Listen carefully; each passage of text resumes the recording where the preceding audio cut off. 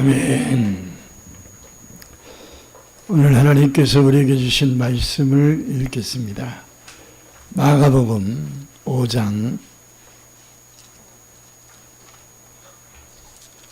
25절에서 34절까지 말씀.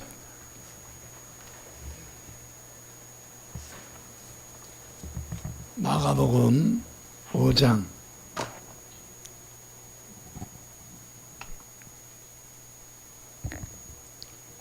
25절에서 34절까지 말씀입니다. 우리 다 같이 한 목소리로 합독해서 읽겠습니다. 12회를 혈루증으로 알아온 한 여자가 있어 많은 의사에게 많은 괴로움을 받았고 가진 것도 다 허비하였으되 아무 효염이 없고 도리어 더 충하여졌던 차에 예수의 소문을 듣고 무리 가운데 끼어 뒤로 와서 그의 옷에 손을 대니 이는 내가 그의 옷에만 손을 대어도 구원을 받으리라 생각함일러라. 이에 그의 혈루근원이 곧 마름에 병이 나은 줄을 몸에 깨달으니라. 예수께서 그 능력이 자기에게서 나간 줄을 곧 스스로 아시고 무리 가운데서 돌이켜 말씀하시되 누가 내 옷에 손을 대었느냐 하시니 제자들이 여짜오되 무리가 에워싸 미는 것을 보시며 누가 내게 손을 대었느냐 물으시나이까 하되 예수께서 이 일 행한 여자를 보려고 둘러보시니 여자가 자기에게 이루어진 일을 알고 두려워하여 떨며 와서 그 앞에 엎드려 모든 사실을 여쭈니 예수께서 이르시되 딸아 내 믿음이 너를 구원하였으니 평안히 가라. 내 병에서 놓여 건강할지어다. 아멘. 사랑과 은혜와 풍성하신 아버지, 오늘도 다시금 8월 셋째 주일을 맞이하여 주 앞에 거룩한 주일을 성수하며 이 시간 주께서 우리에게 주시는 귀한 말씀을 듣기를 원합니다. 주여 말씀하옵소서. 저희들이 듣겠나이다. 듣는 것으로 끝나지 아니하고 들은 그 말씀을 마음에 새겨 그 말씀대로 살아가기를 원합니다. 그래서 우리의 기도가 하늘에 상달되게 하시고 이 땅에 아름다운 열매로 응답으로 이루어지게 하옵소서.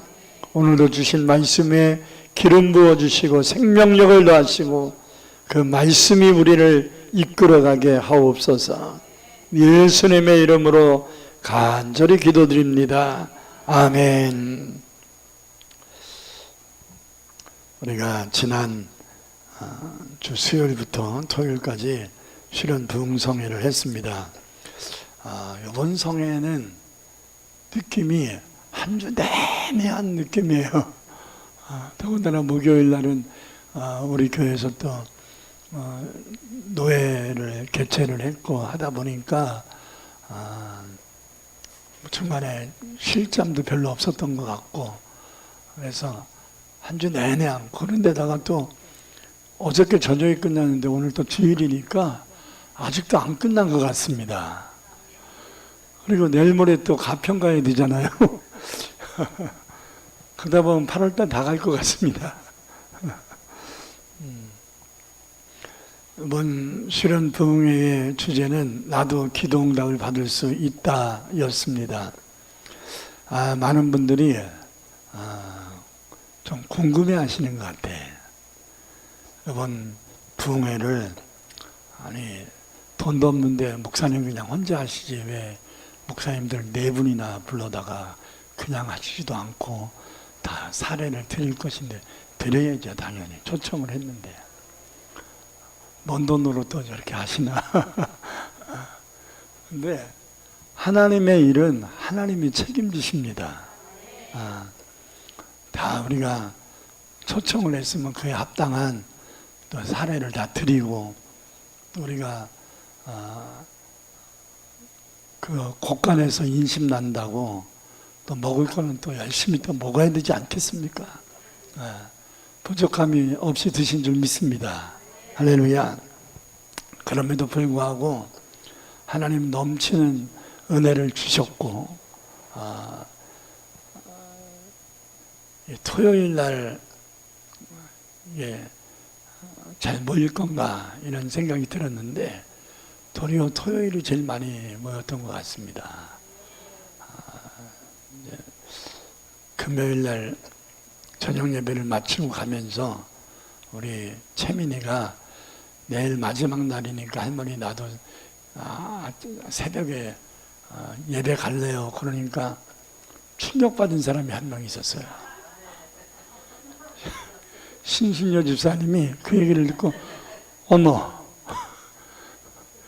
우리 채민이가 새벽 예배를 나오니 내가 집사가 돼가지고 새벽 예배를 안 나오면 어떡하겠나. 그럼 나도 내일 새벽 예배 나와야지. 신집사님이 그렇게 고된 일을 하면서도 새벽 예배를 나오셨어요. 애하고 약속 지키느라고. 저녁에는 그동안 또 못 나오셨던 분들이 대다수가 나오셔서 이 자리가 가득 채워진 줄 믿습니다. 그런 은혜만 있었던 게 아니고 또 여러분이 생각한 것 이상으로 하나님이 또 헌금들이 많이 나오게 하셔서 제가 생각했던 것보다도 한 200~300만 원이 더 헌금이 나온 것 같아요. 제가 기도하면서 생각했던 것보다도 특별헌금도 또 일종의 회계 헌금이죠. 들어와서 그동안 제가 윤대한 선교사가 이사하는데 부대 비용들이 더 들어가서 그냥 외국 나가가지고 돈 떨어지면 얼마나 마음이 힘들까 이런 생각이 들어요. 뭐 그런 얘기를 저한테 요청은 안 했지만 제가 그냥 보내줬었습니다. 추가 비용을 보내줬었는데 그 추가 비용을 이번 부흥회를 통해서 하나님이 채워주신 줄 믿습니다. 할렐루야. 그러고도 남았어요. 그러니 하나님이 얼마나 은혜를 주셨는지. 원래 하나님의 은혜와 성령의 역사는 항상 물질과 맞물립니다. 은혜가 임했는데 물질이 공고해서 힘들어지는 게 아니에요. 은혜가 있는 곳에 하나님의 역사하심이 있고 하나님의 역사하심을 통해서 하나님의 공급하심이 있는 겁니다. 영권이 따르면 사람들 인권이 임하는 것이고 그 사람들을 통하여 또 하나님께 은혜 받으면 드리겠지요. 할렐루야. 그러니까 성도들이 헌금을 하려나 말라나 그거 걱정할 것도 없어요. 은혜를 받으면 누구를 통해든지 간에 하나님께 드려지게 돼 있는 것이니까. 아멘.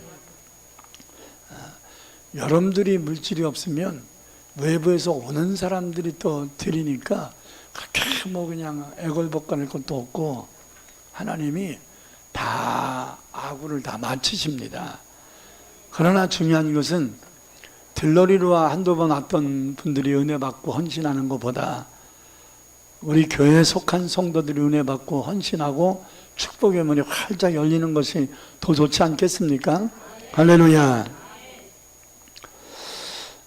지난 수련회가 주제가 나도 기도 응답 받을 수 있다잖아요. 그러니까 말씀으로 시간마다 어떻게 하면 응답 받을 수 있나, 그동안 왜 응답을 받기를 소망했는데 응답이 더디되거나 늦춰졌을까라고 하는 것에 대해서 제가 4가지를 말씀드렸었는데, 첫째, 자존심이 응답의 장애가 됐던 것이다. 두 번째, 욕심으로 기도한 것 때문에 응답받는데 지장을 초래한 것이다. 세 번째, 기도는 믿음으로 해야 되는데 믿음으로 하다, 의심하다, 하다, 걱정하다 막 두서없이 들쑥날쑥 하니까 응답이 지연된 것이다. 그리고 네 번째는 틀어진 인간관계를 회복했어야 된다라는 말씀을 했습니다. 할렐루야. 그런데 어저께 전하려고 했던 내용을 전혀 전하지 못해서 그리고 제가 일주일 내내 붕괴를 하다 보니까 주일 설교를 구상을 해놓긴 했었는데 준비를 제대로 못했었어요. 그래가지고 어젯밤 11시에 사무실에 있으면서 주보 작성도 하다 말았고 설교 준비도 하다 말았으니 야, 오늘 밤새야 되겠다 이런 생각이 들었어요. 했더니 우리 막내 성훈이가 아빠 오늘 하려고 했던 설교를 못 하셨으니 내일 하시면 되잖아요. 준비 다 해놓으셨는데 뭘 걱정하세요? 이러는 거예요. 그래서 그러네. 어저께 설교하려고 준비를 다 해놨는데 못했잖아. 그럼 준비해 놓은 걸 하면 되지 뭐하러 밤새나. 그죠? 어차피 하나님이 전하라고 나한테 말씀하셔서 준비했던 것인데, 그래서 그 부분을 다시 정돈을 해서 말씀을 전하려고 합니다. 어저께 전하려고 했던 것이 뭐냐면, 기도하는 사람들이 하나님께 기도를 했잖아요. 그러면 하나님이 응답하시겠다고 약속을 하셨을 거 아닙니까? 근데 약속을 하나님이 그냥 전체 성도들이 있는데 대복내 집사야 내가 네 아들의 문제를 이렇게 해결하리라 막 쩡쩡쩡쩡쩡쩡 울리면서 그래 하나님이 응답을 막 공개하고 그러진 않잖아요. 응답은 대부분 개인이 받는 거잖아요. 그러니까 내가 응답받은 거를 남들이 모르거든.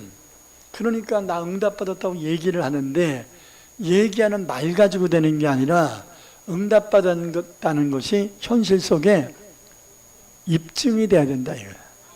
할렐루야. 나의 기도를 들으셔서 하나님이 내 기도를 들어주시기 위하여 응답하기 위하여 일하신 것이 현실 속에 입증돼야 된다. 이게 어제 저녁에 제가 전하려고 하는 결론이었습니다. 입증돼야 된다. 아멘. 주제만 가지고 나도 응답 받을 수 있다 외쳐가지고 되는 게 아니라 내 기도를 하나님이 들으시고 응답이 현실화돼야 된다 이 말이에요. 열매가 맺어져야 된다 이 말이에요. 할렐루야.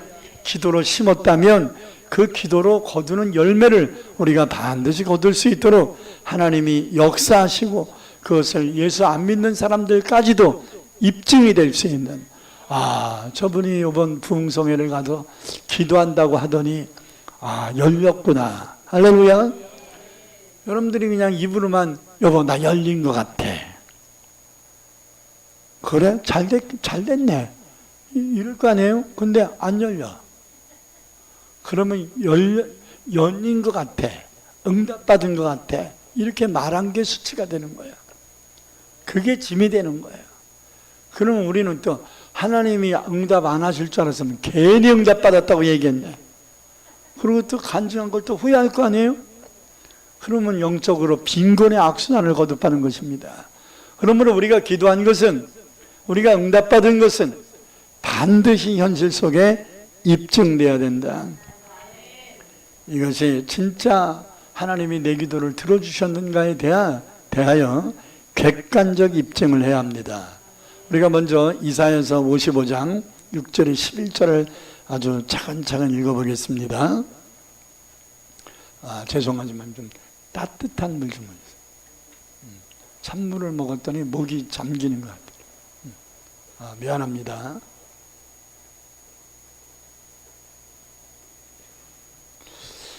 이사야서 55장 6절에 11절 너희는 여호와를 만날 만할 때에 찾으라. 같이 읽으세요. 가까이 계실 때에 그를 부르라. 악인은 그 길을, 불의한 자는 그의 생각을 버리고 여호와께로 돌아오라. 그리하면 그가 긍휼히 여기시리라. 우리 하나님께로 돌아오라. 그가 너그럽게 용서하시리라. 이는 내 생각이 너희의 생각과 다르며 내 길은 너희의 길과 다름이니라. 여호와의 말씀이니라. 이는 하늘이 땅보다 높음 같이 내 길은 너희의 길보다 높으며 내 생각은 너희의 생각보다 높음이니라. 이는 비와 눈이 하늘로부터 내려서 그리로 되돌아가지 아니하고 땅을 적셔서 소출을 줌과 나게 하며 싹이 나게 하며 파종하는 자에게는 종자를 주며 먹는 자에게는 양식을 줌과 같이, 요 다음이 중요합니다. 내 입에서 나가는 말도 이와 같이 헛되이 내게로 돌아오지 아니하고 나의 기뻐하는 뜻을 뭐하며 이루며 내가 보낸 일을 어떻게 하리라? 형통하리라. 현실 속에 이루어지리라 라는, 하나님의 뜻이 이루어지는 게 형통입니다. 내가 원하는 것이 이루어지는 게 형통이 아니라 하나님이 말씀하시고 약속하시고 응답하신 것이 이루어지는 게 형통입니다. 아멘. 하나님이 말한 것이 부도가 나면 안 되잖아요. 하나님은 거짓이 없고 실수하지 아니하시는 신실한 분이잖아요. 그럼 하나님이 기록하신 그 말씀이 입증이 돼야지 하나님이 진리의 하나님이시고 능력의 하나님이라고 되는 것이지, 말씀만 하시고 그 말씀이 이루어지지 않는다면 하나님이 전능하신 분이 아니라 무능력하신 분이 되잖아요. 아멘. 어저께 어떤 한 형제가 지금 다니고 있는 학교를 좀 더 좋은 학교로 좀 편입을 했으면 좋겠다 이런 생각을 가졌었나 봐요, 작년에. 근데 이번 부흥회 와서 목사님한테 한번 좀 기도 부탁을 하면서 좀 여쭤봐야 되겠다 이런 생각을 했는데, 이미 3일 동안 나오지 않았습니까? 그러니까 올 때마다 기도를 해줬는데 그 기도 부탁을 안 했어도 안수할 때 이미 응답이 임했었습니다. 근데 이제 내가 안수하면서 기도해 줄 때 이제 다른 성도들도 막 통성으로 기도하니까 잘 안 들렸었나 봐요. 그래서 이제 어저께 상담을 하길래 이제 제가 느꼈던 것을 이제 전해줬더니 처음에는 긴가민가 하더라고. 나는 그러고 싶지 않은데, 나는 더 좋은 학교로 편입해서 가고 싶은데 이런 생각이 들었나 봐요. 근데 조곤조곤 얘기하니까 목사님 생각이 맞는 것 같습니다.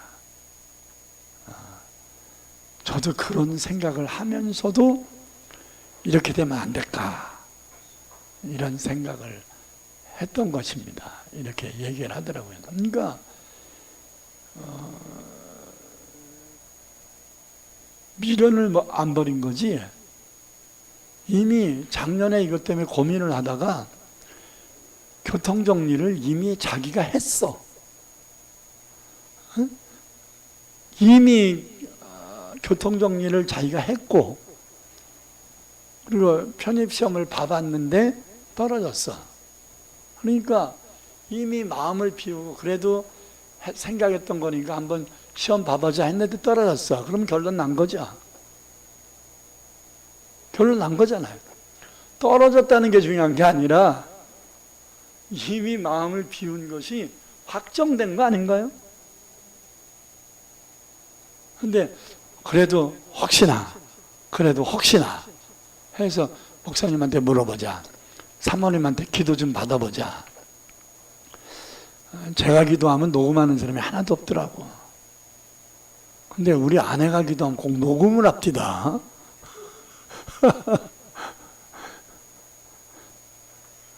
성령은 하나인데 저한테 기도받는 거나 우리 사모님한테 기도받는 거나 다르겠습니까? 똑같겠죠? 녹음을 했냐 안 했냐가 중요한 게 아니라 성령은 하나잖아. 만약에 제가 기도해 준 것과 우리 사모님이 기도해 준 게 다르면 헷갈릴 거 아니에요. 그죠? 기도받는 사람이 얼마나 헷갈려. 이 사람한테는 기도받으면 이렇다 그러고 이 사람한테는 기도받으면 이렇다 그러고. 제가 어렸을 때 우리 어머니 쫓아다니면서 우리 어머니가 저 은혜 받게 하려고 아주 발버둥을 치셔가지고 아주 쫓아다니냐고 짐 빠졌었습니다. 근데 그때 너무 헷갈렸던 게 배강욱의 권사님이 은사가 많다고 그 가정에 예배 드린다고 가자 그래가지고 또 갔죠. 제가 비교적 착했잖아요. 그러니까 아버지 때문에 힘들어하는 어머니 될 수 있으면 제가 말 들어 드리려고 노력을 나름 했습니다. 싫었어도 철학하자 하면 가고 그냥 기도받으러 가자 하면 가고 그랬습니다. 근데 그때 헷갈린 것이 저로 하여금 영분별을 할 수 있는 기초가 된 것 같아요. 우리 어머니는 막 그냥 이 환경을 이길 수가 없으니까 발버둥을 치셨던 것 같아요. 그러다 보니까 가서 보니까 저는 굉장히 이지적인 부분이 있단 말이에요. 감정적으로 하는 것 같아도 제가 전형적인 A형이거든요. 다 점검하면서 하거든요.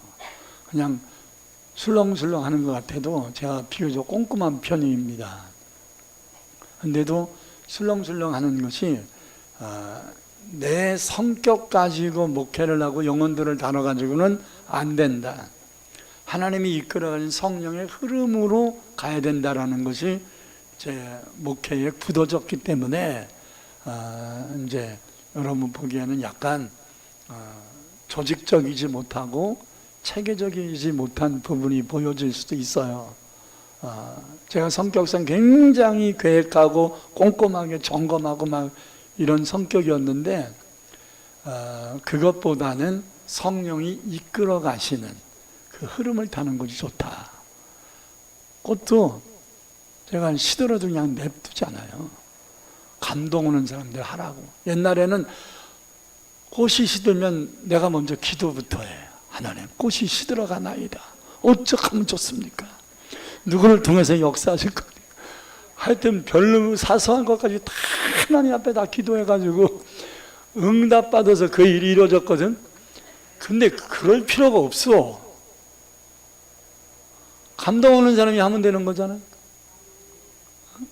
하나님 누구 시킬까요? 그러면 하나님이 시켰다고 생각하는 사람도 있지만 목사님이 시켰다고 생각하는 사람도 꽤 많을 거 아니야. 그럼 얼마나 인간적으로 부담스럽겠어요. 목사님이 시켰는데 안 할 수도 없고. 그러니까 제가 빠지는 거예요. 하나님이 여러분에게 직접 감동 줘서 그래야지 복이 될 거 아니겠어요? 아멘. 그래서 그 권사님한테 기도를 받았더니 우리 어머니한테 뭐라 그러냐면 집사님, 이 아들은 장로가 될 거래. 그러니까 우리 어머니가 아유 아버지 감사합니다 막 그러더라고요. 잊지를 못하겠어요. 그러더니 그 다음 주에 또 어느 집사님이 또 능력 있다고 거기 가재. 그래가지고 아니 지난주에 가는데 또 가냐고 했더니 이분이 더 능력 있대. 그래가지고 또 봉청동 꼭대기에 있는 곳에 가가지고 거기도 이제 당신 집에서 예배를 드리시더라고. 그때는 집에서 은사 받은 분들이 예배 드리는 분이 꽤 많았어요. 그래가지고 가서 예배 드릴 때는 한 10여 명 예배 드리더라고요. 그랬더니 이분이 또 기도 장관이 될 거래. 여러분 결론적으로 저 장로 됐나요? 저 장관 됐나요? 그거는 후차적인 문제고 결론적으로는 안 된 거죠? 안 된 거잖아. 그래가지고 내가 두 번째 기도를 받았을 때 어머니 어저께 기도 받았을 때는 장로가 된다더니 오늘 기도 보니까 장관이 된다. 이게 이상하잖아요. 두 분 중에 한 분 틀린 거 아니에요? 그랬더니 왜 틀리냐? 똑같이 장자가 똑같은데 속 터져 죽었어.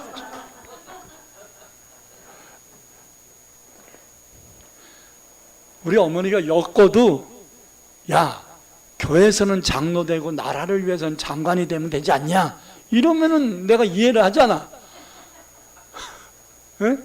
뭐 현실적으로 안 됐다고 하더라도 그건 차후 문제고 어떻게 앞에 장자가 똑같으니까 믿으라는 얘기를 하냐고.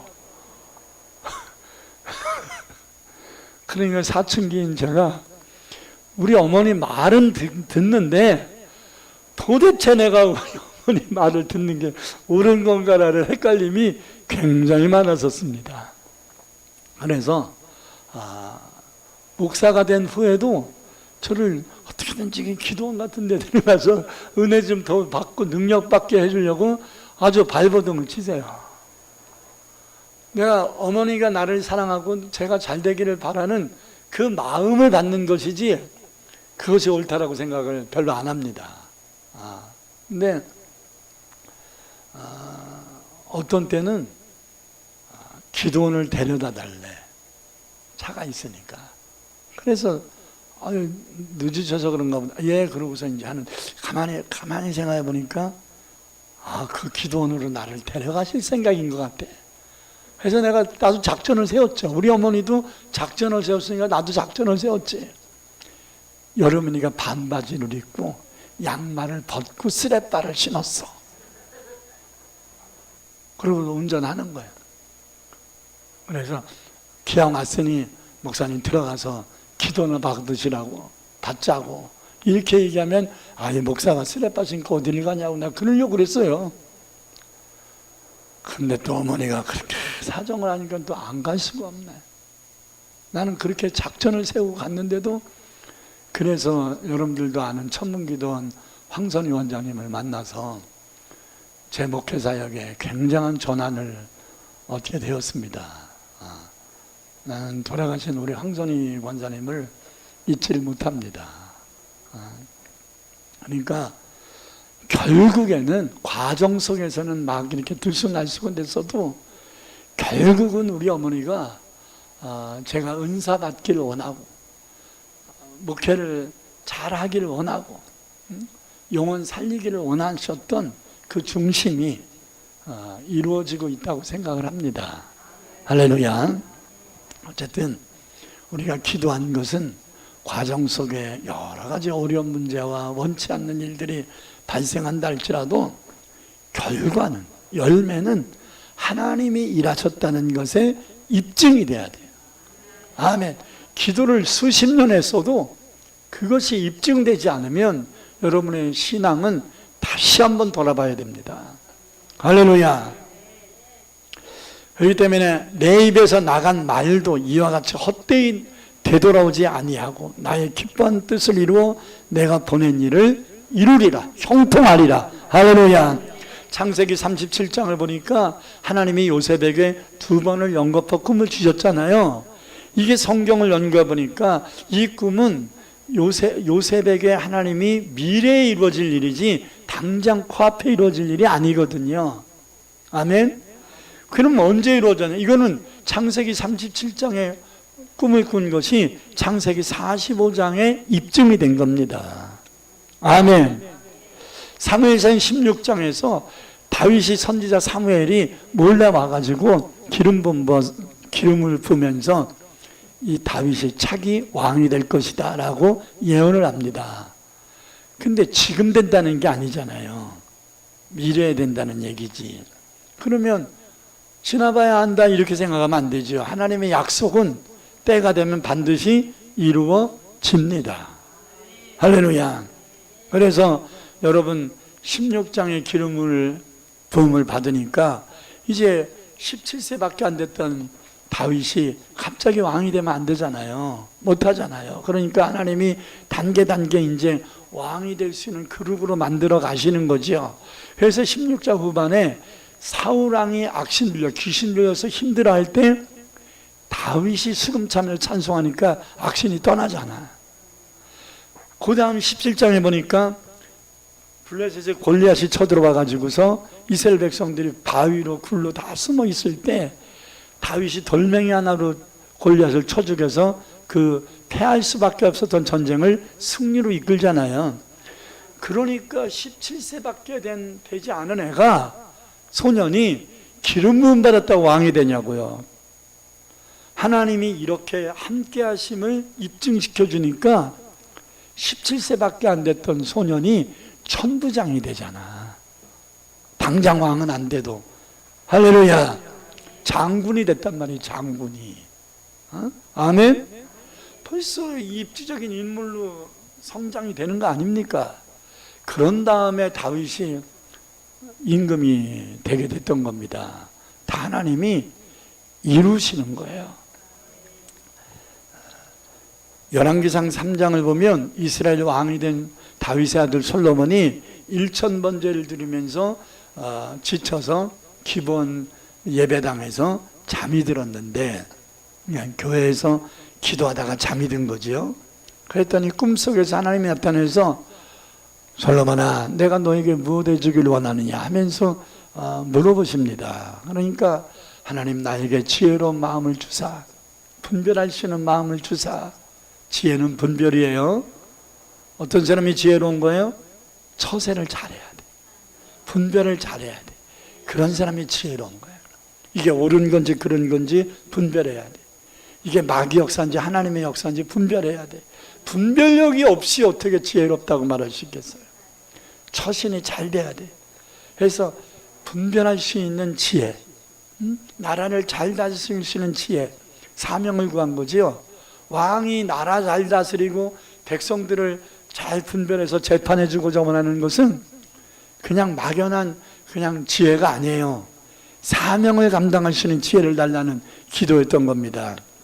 그래서 하나님이 그 기도를 드시고 놀라셔가지고 감동받으셔가지고 그가 구하지 않은 것도 주시고 그가 구했던 지혜를 전무후무하게 주셨습니다. 이전에도 없고 이후에도 없는 지혜를 솔로몬에게 주셔서 성군이 되게 하시고 세상에서 가장 지혜로운 왕이라는 명칭을 받을 정도가 됐는데, 그게 갑자기 되냐는 거죠. 꿈에서 지혜를 주겠다고 약속한 거잖아요. 아멘. 그러면 하나님은 일을 시작하시는 거예요. 응답받았다면 알게 모르게 일이 시작되는 거예요. 하나님이 가만히 간 건도 불구경하지 않아요.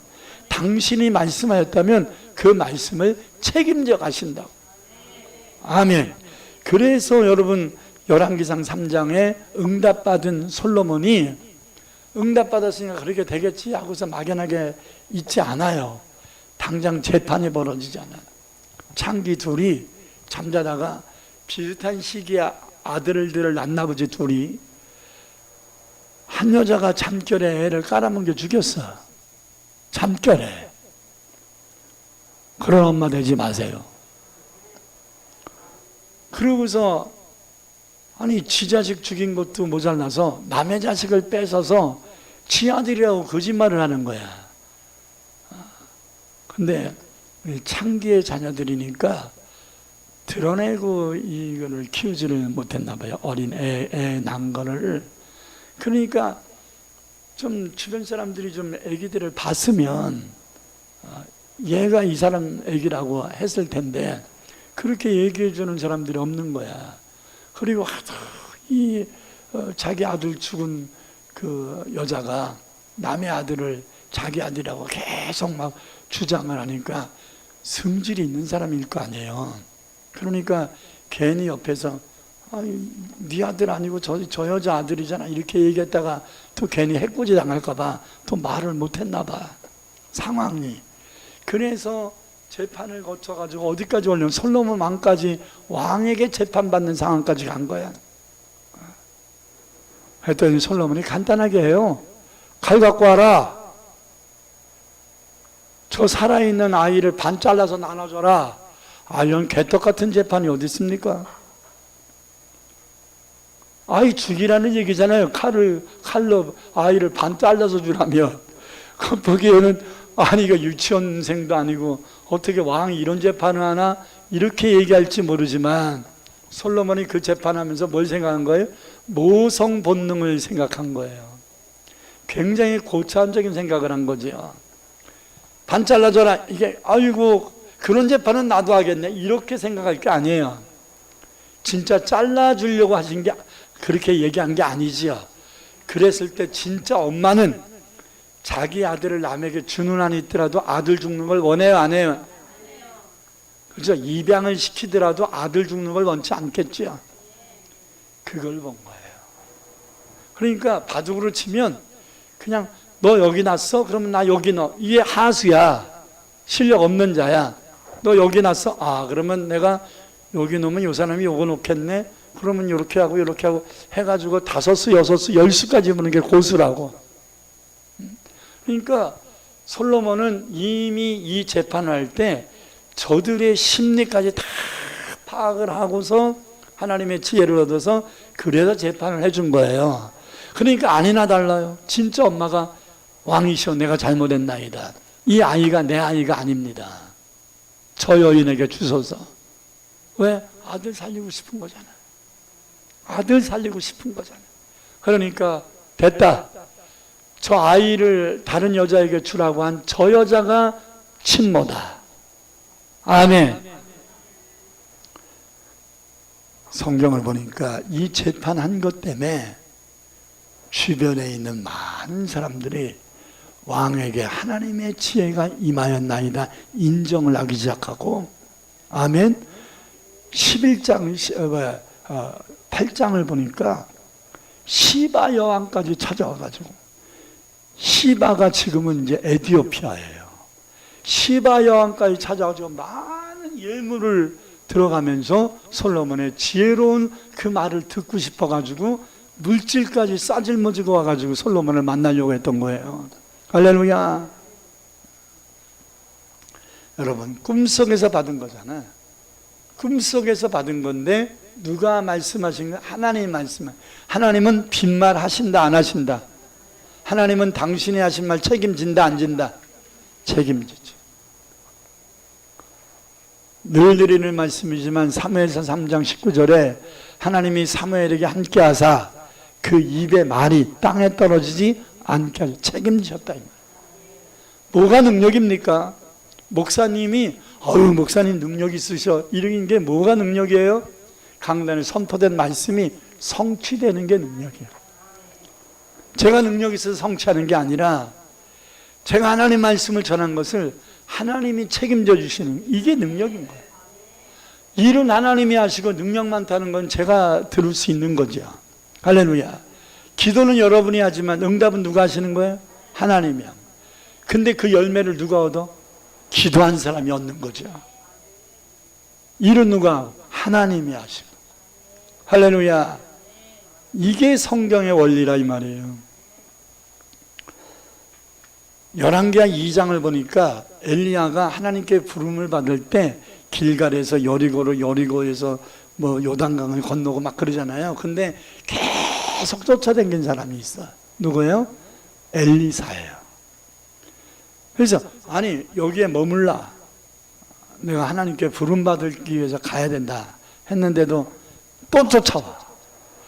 그래서 요단강까지 건너서 쫓아온 엘리사에게 엘리야가 뭐라고 묻냐면, 내가 쫓아오지 말라 하는데 왜 자꾸 쫓아오냐? 네가 원하는 것이 무엇이냐?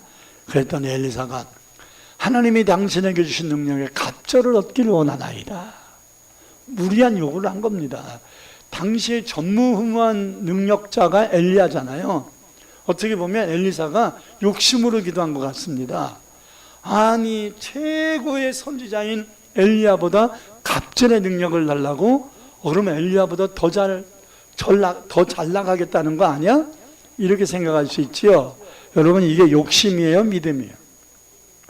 기준이 뭐죠? 자기의 유익, 자기의 영달을 위한 목적이면 욕심이고, 하나님이 주신 사명을 감당하기 위하여 하나님의 영광을 위하여 구하는 것이면 믿음이고. 아멘. 그러면 엘리사가 엘리야보다 더 좀 내가 좀 능력 있게 살아봐야 되지 않겠어? 이렇게 생각했더니 하나님 응답 안 하셨을 거예요.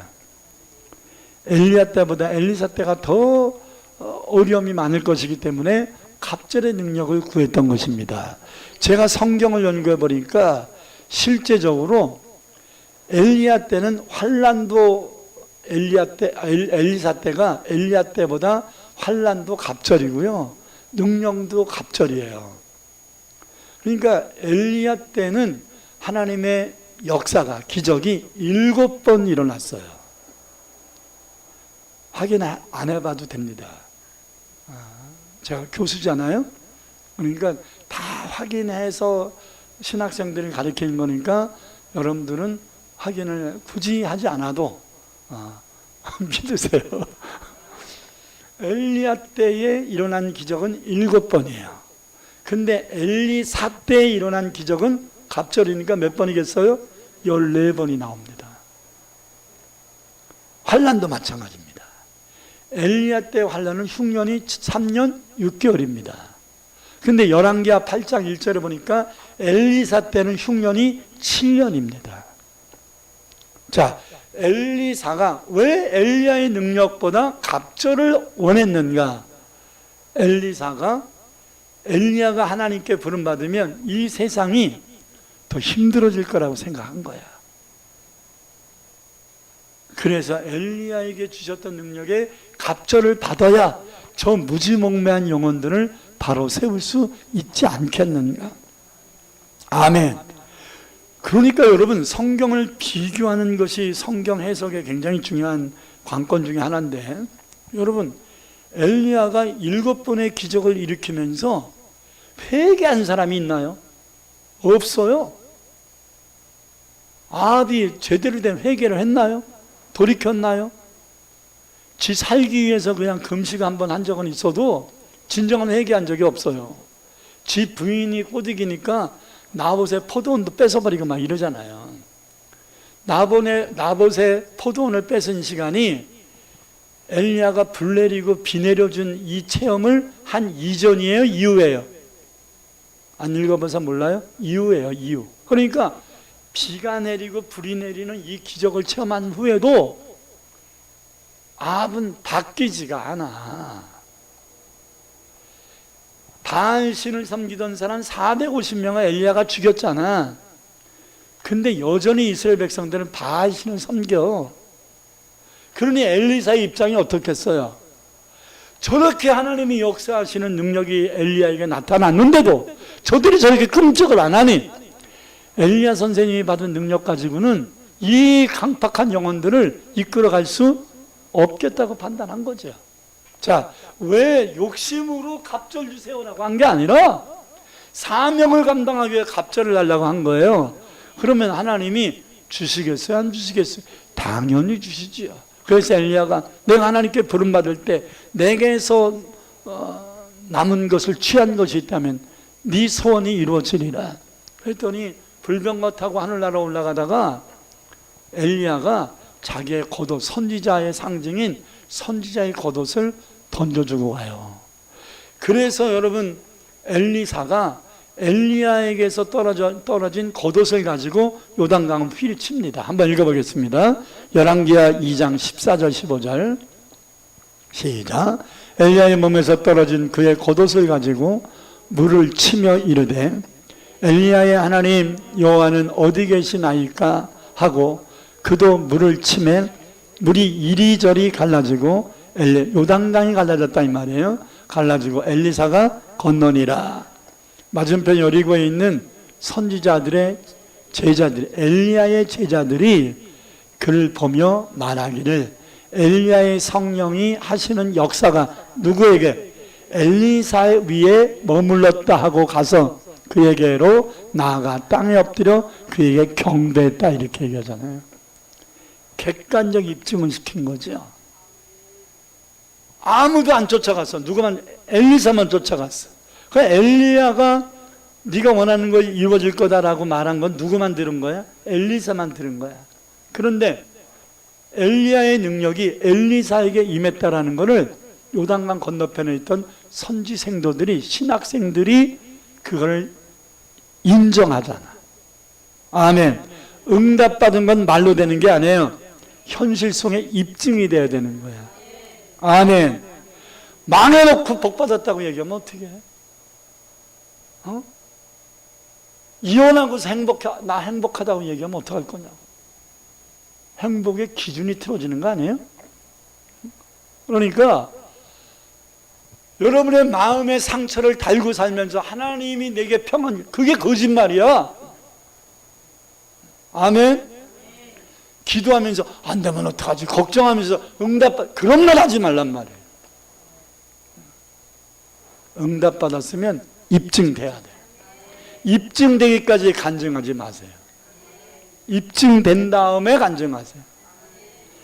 여러분, 반드시 객관적 입증을 받아야 됩니다. 여러분들이 몸이 너무 아파. 그래가지고 목사님한테 기도를 받았는데 통증이 사라졌어. 그때 간증하지 말라고. 병원 가서 의사 선생님이 괜찮네요 이 말을 듣고 간증을 해. 저는 그런 사람 많이 봤습니다. 안병인데 병원에서 몇 개월밖에 못 산다 그랬는데 기도를 받았더니 난 것 같아. 났어. 난 것 같아. 막 은혜를 받으니까 난 것 같은 거지. 난 것 같으면 어디 가야 돼? 병원 가서 합법적으로 객관적으로 의사에게 인정을 받으라고요. 누가 입증해 줘야 돼요? 병은 병에 대한 전문가인 의사가 입증해 줘야 되는 거잖아. 여러분이 믿음으로 말하는 거 가지고는 그건 하나님과 나와의 관계고, 그게 실제적인 열매는 그것을 입증해 줄 수 있는 사람이 선고해 줘야 되는 거야. 아멘. 자, 다니엘서 3장을 보니까 사드락과 메삭과 아벳느고가 느부갓네살 왕의 명령을 어기고 우상 앞에 절을 하지 않습니다. 그래서 화가 난 느부갓네살 7배나 뜨거운 풀불 속에 집어넣어버렸습니다. 그때에 집어넣기 전에 이 사드락과 메삭과 아벳느고가 고백을 합니다. 다 같이 다니엘서 3장 16절에서 18절 읽겠습니다.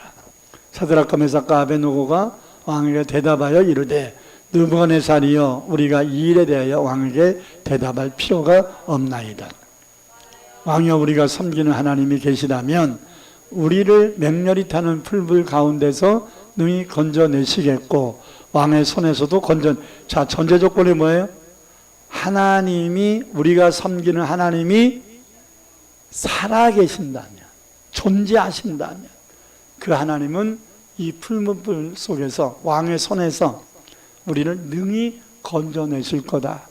전제 조건은 하나님이 살아계신다면 살리실 거다. 그러나 하나님이 또 다른 뜻이 있어. 18절 그리하지 아니하실지라도, 하나님이 능력이 없어서 못하는 게 아니라 또 다른 뜻이 있어서 그리하지 않으실지라도 나는 우상숭배 금신장에게 절하지 아니할 줄 아옵소서. 18절은요 부가적인 얘기예요. 하나님이 안 하신다는 얘기를 하는 게 아니라 내가 모르는, 그러니까 사드락과 메삭과 아벳느고의 신앙은 뭐예요?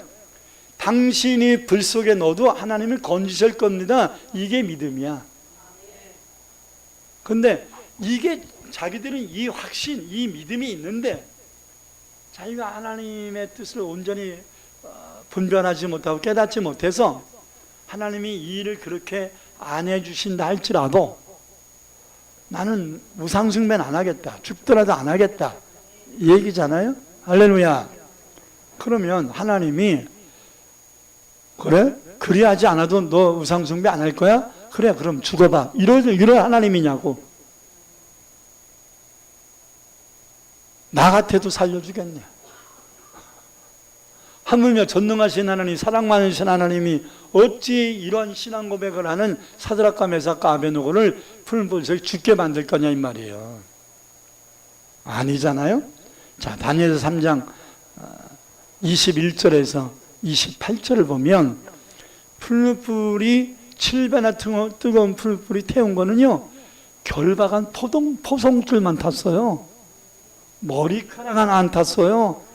옷 하나 그스리지 않았다고요. 자, 읽어보겠습니다. 그러자 그 사람들은 겉옷과 속옷과 모자와 다른 옷을 입은 채 결박하여 묶여서 맹렬히 타는 풀물 가운데 던져졌더라. 사드락과 메삭과 아벳느고가 옷을 입은 가운데 결박돼서 던져졌더라. 자, 22절. 왕의 명령이 엄하고 풀무불이 심히 뜨거움으로 불꽃이 사드락과 메삭과 아벳느고를 태워 죽였죠.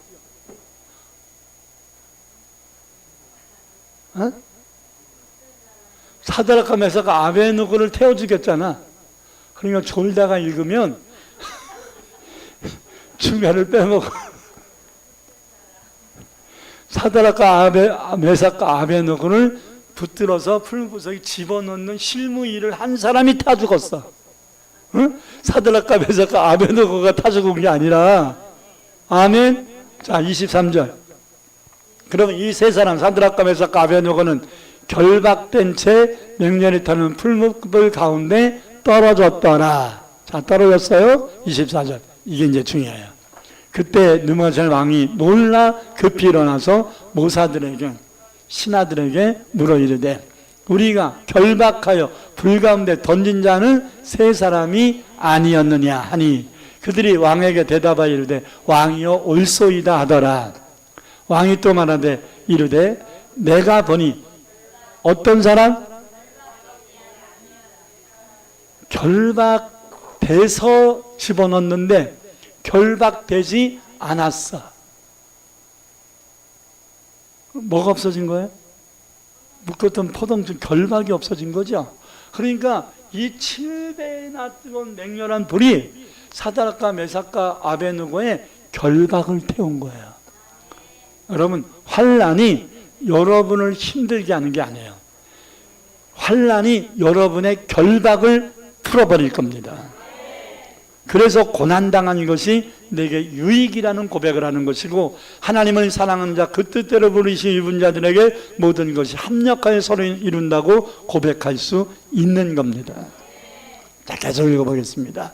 결박되지 아니한 네 사람이 불 가운데 다니는데 상하지도 아니하였고 그 넷째 사드락과 메삭과 아베느고 3명 외에 또 한 사람의 모양은 신의 아들 하나님의 아들과 같다.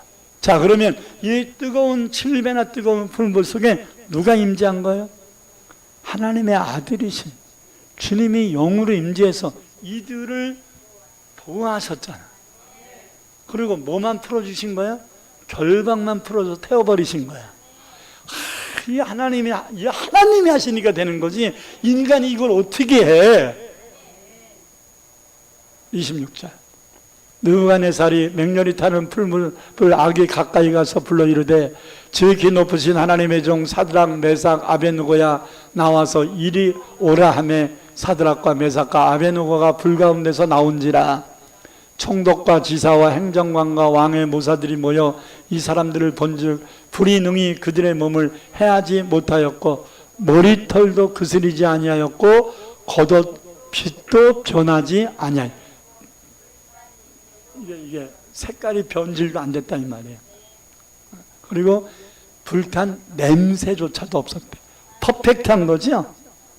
하나님이 완벽하게 지켜주신 거죠. 입증이에요. 믿음으로 고백한 거를 하나님이 이게 믿음으로 말한 게 말만인가요? 하나님이 들으실 땐 이거 기도잖아. 하나님이 사드락과 메삭과 아베느고가 믿음으로 고백하는 그 기도를 들으시고 그들이 생각한 것 이상으로 퍼펙트하게 역사하십니다. 28절 보십시오. 느부갓네살이 말하여 이르되 사드락과 메삭과 아베느고의 하나님을 뭐해라? 이제 하나님 믿는 사람들 7배나 뜨거운 풀불 속에 집어넣는다 안 넣는다?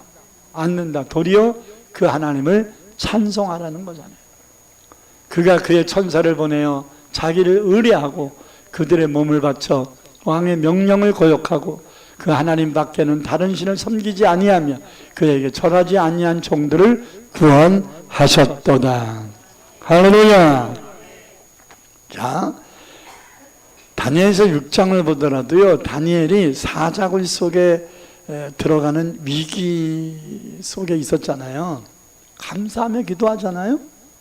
그러면 하나님이 다니엘이 이 위기 상황 속에서 감사하는 기도를 받으시고 하나님이 그래 너 그 상황에서도 감사하냐, 아이고 잘됐다 천국으로 올라와라 이러시지 않을 거 아니에요. 에? 에? 다니엘이 하나님 나 이제 살 만큼 살았으니 데려가세요 이렇게 기도한 것도 아니잖아요. 다니엘이 지금 뭐 기도하고 있는 거야? 예루살렘 성전 회복을 위해서 기도하는 거잖아요. 성전 회복됐어 안 됐어? 안 됐으니까 죽을 수가 없어. 사명이 안 끝났으니까. 사명이 안 끝났으면 하나님이 안 데려가시면 안 죽는 거야. 근데 사자굴 속에 안 들어갔는데 어떻게 안 죽어? 사자들이 입을 봉해서 못 물게 하니까 안 죽는 거죠. 일반인들은 사자굴 속에 들어가면 찢겨 죽지요. 아멘. 다니엘의 믿음으로 지금 하나님이 그렇게 역사한 겁니다. 이것이 객관적 입증이 돼야 된다고. 다니엘, 하나님이 나 살려, 이거 가지고 안 된다고. 불신자인 다리오 왕이 네가 믿는 하나님이 너를 살리셨구나, 이렇게 말해줘야 된다고. 자, 다니엘서 6장 21절에 25절에 27절 시작. 이에 다리오 왕이 온 땅에 있는 모든 백성과 나라들과 언어가 다른 모든 사람들에게 조서를 내려 이르되 원하건대 너희에게 큰 평강이 있을지어다. 내가 이제 조서를 내리노라.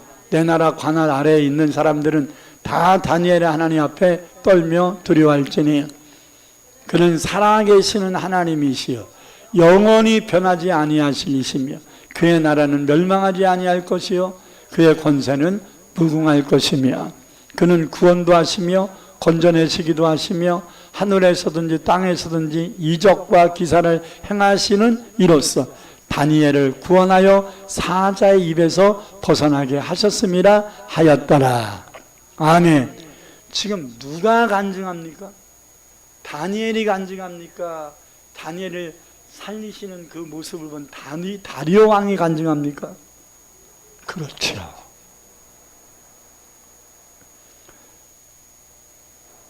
이번에 첫날 강사로 온 이혜영 목사님이 그 15개가 장에 구멍이 생겼잖아요. 그래서 메꿔지질 않아요.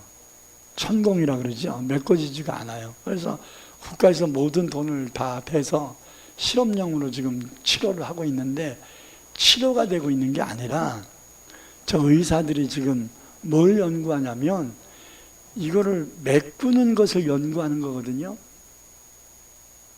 그리고 어떻게 하면 이게 더 확산되지 않을까를 지금 인체 실험을 통해서 연구를 하고 있는 거예요. 그런데 12명이 대상자가 됐는데 6명이 그동안 죽었어요.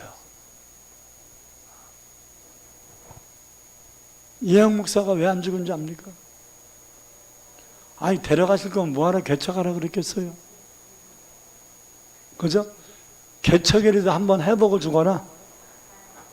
그건 아니잖아. 사명이 있는 건 신학교까지 세웠잖아. 신학교까지 세우고 교회 세우고서 하나님이 데려가 버리시면 천국 가는 이혜영 목사는 천국 가니까 좋지. 근데 누구 영광이 가려지는 거야? 하나님 영광이 가려지죠. 안 믿는 사람들이 얼마나 말을 많이 하겠어요. 그러니까 하나님이 끝까지 붙들고 계시는 거예요. 죽을 지경 속에서 다시 회생시키고 다시 회생시키고 살리시는 거예요. 일시키시려고. 그게 더 중요한 거잖아. 그러니까 이런 모습을 보고 누가 잘 감동을 받았냐면 딸이 잘 감동을 받아가지고요. 딸이 얼마나 엄마한테 잘하는지 몰라. 딸만 잘하는 게 아니야. 사위도 엄청 잘해. 그래서 내가 부흥회 때도 얘기했잖아요. 비밀을 한가리 가르쳐줬잖아요. 그 집은 부부가 딴 주머니 차가지고 딸은 합법적으로 100만 원인가 150만 원 생활비를 줘요. 딸이. 그 사위가 복지사 박사야. 둘 다 이제 돈을 많이 버니까 생활비를 150만 원씩 줘. 근데 딸은 엄마 목회하느라고 쓸 것도 많으니까 보태 쓰시라고 또 생활비 주는 거 외에 또 용돈을 줘.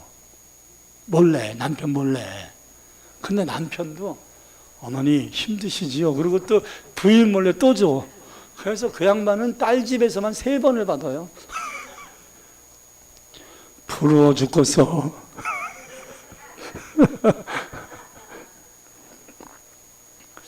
근데 내가 그렇게 뺀질거리면서 교회를 안 다녔던 아들이 직장도 안 가고 맨날 컴퓨터만 해.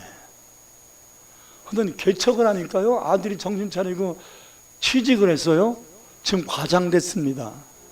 그래서 그 아들도 100만 원씩 생활비를 내요. 빈둥빈둥 놀기만 하고서 있던 아들이. 그리고 피아노도 좀 치나 봐. 반주 잘을 해. 그러니 여러분, 하나님의 일을 하는 게 좋지, 그냥 나 아프니까 아무것도 못해 이러고 있는 게 낫냐고. 아멘. 아니 요번에 물 나가지고 막 속상해가지고 막 울고 그럽디다. 그래서 내가 아주 그냥 깔아 뭉겨버렸잖아요. 뭐 물 좀 났다고 뭐 그렇게 속상해 하냐고. 나는 똥 쌌다 그랬잖아요. 그런 것들을 믿음으로 툴툴 털어야 능력을 받고 영혼 살리지. 그 뭐 현상적인 거 아니, 그럴 거면 그런데 뭐 물 좀 났다고 속상해가지고 막 눈물 흘릴 정도면 하늘나라 가야지. 남의 얘기를 해서 아멘도 안 하잖아. 그러니까 여러분, 생명은 하나님 손에 있는 거예요. 너무 현실에 그냥 막 급급해가지고 막 아둥바둥하고 막 그냥 절약해서 돈을 모으는 거면 하셔. 11조 안 드리고 돈이 뭐하지나 한번 해봐. 몇 년 만에 뭐하지나. 그러니까 깔끔하게 하나님께 할 것을 해가면서 하나님께 달라고, 응답해달라고, 복을 달라고, 열어달라고 당당하게 기도하세요. 하나님께 할 것을 똑부러지게 하면서 하나님께 달라고 하세요. 그게 더 당당한 거 아니야? 복을 받아도 좀 떳떳하게 받아야지. 복 받은 다음에 아우 나는 주님께 한 것도 없는데 하나님이 주셔갖고 막 그런 말 자체를 하지 말라고. 아멘. 자, 오늘 본문 말씀을 보면 12년 동안 혈루증을 알면서 고생했던 여인이 예수님 소문 듣고 아픈 몸 이끌고서 예수님 계신 곳을 수소문에 찾아왔잖아요. 근데 상황이 만만치가 않아요. 왜? 혈루증은 여자의 자궁에서 피가 유출되는 병이에요. 이게 그치지 않아요. 그래서 레위기에서는 이것을 유출병이라는 표현을 하고 문둥병자와 동일한 취급을 하기 때문에 사람들 많이 있는데 가면 안 됩니다. 임의적으로 가면 돌에 맞아 죽습니다. 근데 이 여인이 나 유출병자라는 얘기도 안 하고 예수님이 계신 곳에 비집고 들어와 가지고서 예수님 옷자락 만진 거잖아. 굉장히 소극적 자세잖아요. 수르보네 교회는 주여 내 딸이 귀신들을 죽게 되었으니 도와주십시오 이렇게 기도하잖아요. 근데 이 12년 동안 혈루증 앓은 여인은 기도도 제대로 못해. 몰래 예수님 뒤에 와가지고 옷자락만 몰래 만진 거잖아요. 몰래 만진 거야. 공식적으로 만진 것도 아니고. 굉장히 소극적이잖아요. 그럴 수밖에 없는 겁니다. 왜? 유출병자이기 때문에 드러내면 돼요, 안 돼요? 안 되는 거죠. 그래서 이렇게 다급한, 이게 밝혀지면 돌에 맞아 그 자리에 죽는단 말이야. 이런 사람들 같은 경우는 생명 건 거야. 소극적인 행동을 했어도 이 소극적인 행동 자체에 이 사람은 생명 건 거야. 걸리면 돌에 맞아 죽으니까. 그렇기 때문에 이런 사람들은 하나님이 밀어요, 즉방으로 역사해요. 생명 거는 사람은 즉방으로 역사하신다고. 하나님이 실갱이 안 해. 조금 두고 봐야지 이렇게 안 해. 생명 거르는데 뭘. 그래서 옷자락에 손을 만지자마자 혈루의 근원이 말랐더라. 아멘. 이 여인이 예수님의 옷자락에도 만지면 나을 수 있을 거라는 믿음을 갖습니다. 아멘. 그래서 믿음으로 행동한 겁니다. 자기 믿음이지요. 근데 여러분, 그 다음 말씀이 중요해. 혈루의 근원이 말랐잖아요. 그러면 이 사람이 믿음으로 행했고 하나님은 이 사람을 그 믿음을 모시고 치료하신 거잖아. 거기서 말씀이 끝나야 돼. 근데 안 끝나. 예수님이 물어보잖아. 내 옷에 손을 댄 자가 누구냐고. 여러분, 고침받기 전에는 이게 이게 노출이 되면 이 여인의 마음이 예수님께 고침받기 전에 유출병자라는 것이 드러나면 돌에 맞아 죽을 신을 미기기 때문에 몰래 이것을 한 거야. 근데 낫잖아. 낫는데도 몰래 가요? 그러면 안 되지. 여러분들이 가족들한테 얘기 안 하고 하나님의 전에 와서 기도했어. 그래서 응답받았어. 응답받았으면 기도한 것도 감춰요? 응답받은 것도 그냥 누가 할 거다 해요? 아니잖아. 그래서 예수님이 드러내시는 거예요. 드러내야 되잖아. 왜? 하나님이 일하셨는데 몰래가 어디 있어? 하나님이 일하셨잖아. 드러내야지. 그래서 내 옷에 손을 댄 자가 누구냐 물으신 거야. 그래서 상황을 보니까 33절을 보니까 32절을 보니까 예수께서 이 일 행한 여자를 보시려고 둘러보셨다. 이렇게 내 옷에 손을 댄 자가 누구냐 그러고서 이 여자를 주님이 찾으셨다잖아요.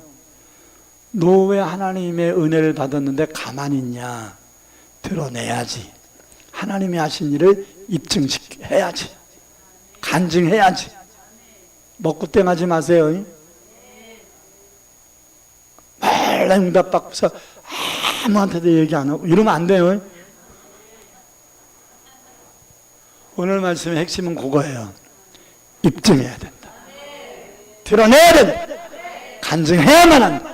하나님께 영광을 돌려야 된다. 33절 보니까 이 여자가 자기에게 이루어진 일을 알고 두려워하여 떨며 와서 그 앞에 엎드려 모든 사실을 여쭙다, 고백했다 이렇게 얘기합니다. 34절을 보니까 그럴 때에 그렇게 고백을 하니까, 시인을 하니까, 드러내니까 예수님이 그때서 이렇게 말씀. 34절 시작. 예수께서 이르시되 딸아 내 믿음이 너를 구원하였으니 평안히 가라. 내 병에서 놓여 건강할지어. 병에서 놓여라는 것이 뭐예요? 벗어나서, 완전히 벗어나서. 자, 그러면 혈루의 근원이 마른 것은 치료가 된 건데 이걸 드러내지 않고 몰래 했으면 다시 재발 가능성이 있었다는 거야. 무슨 말인지 알겠어요? 왜? 하나님이 하셨는데 하나님이 하신 걸 아무도 몰라. 그러면 무슨 가능성이 있는 거예요? 원점으로 돌아갈 가능성이 있는 거예요. 그래서 주님이 드러내시는 거예요. 입증시켜버리시는 거예요. 그런 다음에 입증이 되니까 네가 이제 이 병이 다시 들리지 않을 거다. 이 병에서 완전히 놓여서 벗어나서 건강하게 살아라. 할렐루야. 이 말씀을 가슴에 새길 수 있기를 축복합니다. 기도하겠습니다. 말씀 생각하면서 하나님, 내가 얄팍했습니다. 내가 어리석었습니다. 내가 이 12년 동안 혈루증 여인처럼 환경 바라보고 사람 바라보고 소극적으로 행동했습니다. 하나님, 나의 연약함을 긍휼히 여기시고 그동안 나에게 베푸신 은혜와 응답 너무나 많습니다. 내가 요 정도 가지고 안 된다라고 생각하는 이런 부분까지도 다 하나님이 하신 일입니다. 우리가 믿음으로 드러내고 하나님의 앞에 응답받은 것을 입증시키고 온전히 하나님께 영광 돌리는 자가 되게 달라고 앞으로 너에게 방문한 이 문제도 반드시 응답돼서 하나님 영광 돌리게 해달라고 통성으로 기도합니다. 주여 할렐루야 할렐루야. 주님이여 역사하소서. 주님의 영광 받아 주옵소서. 우리를 통하여 영광 받아 주옵소서. 우리를 통하여 영광 받아 주옵소서. 우리의 문제가 아닙니다. 우리의 문제를 통하여 살아계신 하나님을 만나게 하시고 우리의 이 어려움을 통하여 하나님의 은혜를 얻게 하소서. 하나님의 사랑을 더 체험하게 하소서. 살아계신 하나님의 역사를 체험하게 하소서. 우리는 아버지 소극적인 신앙생활을 하고 싶지 않습니다. 이제는 드러내야 되겠나요? 이제는 하나님이 하신 일을 입증시켜야 되겠나이다. 간증하며 살기를 원합니다. 하나님 이 문제를 해결하신다면 내가 내 자존심을 꺾어버리고 내가 내 모든 환경과 형편과 내 생각 다 쳐버리고 이제 하나님의 영광 위에 살겠습니다. 하나님, 우리가 하나님의 베푸신 은혜를 간증하지 못하고 이것에 대해 진정으로 감사하지 못한다면, 하나님이 하신 일이라고 입증하지 않는다면 아버지 하나님의 인간의 권리로 아버지 치부될 것입니다. 의원으로 치부될 것입니다. 어쩌다가 됐다고 재수 좋다고 말할 것입니다. 그러나 우리는 그렇게 되기를 원치 않습니다. 이것은 사람의 힘이 아닙니다. 하나님이 하신 일이라고 간증하기 원합니다. 하나님, 그래서 이 12년 동안 혈루증을 앓았던 여인이 일시적인 병이 치료된 게 아니라 완전히 병에서 노임을 얻어 남인생의 건강으로 살 수 있게 되었던 것처럼 우리도 이 말씀을 가슴에 새기게 하옵소서. 하나님이 하신 일은 반드시 입증되어 드러나 하나님께 영광을 돌리게 하옵소서. 예수님 이름으로 간절히 기도드립니다. 아멘.